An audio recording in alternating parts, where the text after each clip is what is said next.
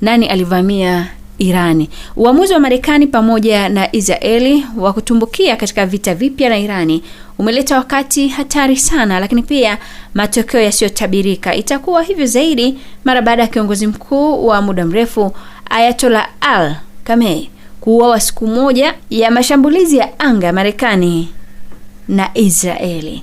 Sasa huenda ikawa unajiuliza nani ana nguvu zaidi kati ya Irani au Israeli.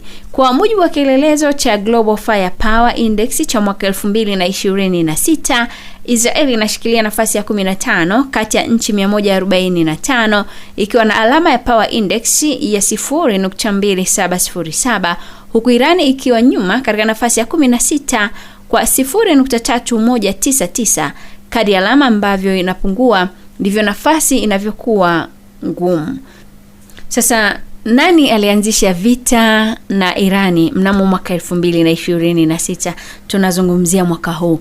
Mnamo Februari tarehe 28 mwaka huu, mwaka 2026, vita kati ya Marekani na washirika wake dhidi ya Irani na washirika wake vilianza, ambapo Marekani na Israeli zilifanya mashambulizi ya kijeshi nchini Irani na kumuua Ali Khamenei, kiongozi wa Irani. Hivi unafahamu ya kwamba Marekani ilimweka nani madarakani Irani?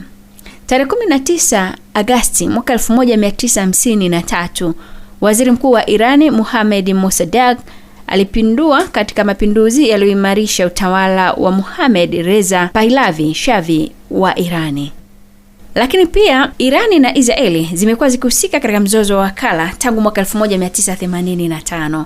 Na katika mzozo wa Israeli pamoja na Lebanoni, Irani iliunga mkono wanamgambo wa Shia wa Lebanoni, hasa Hezbollah, katika mzozo wa Israeli na Palestina, ambapo Irani iliunga mkono makundi ya Palestina kama vile Hamas.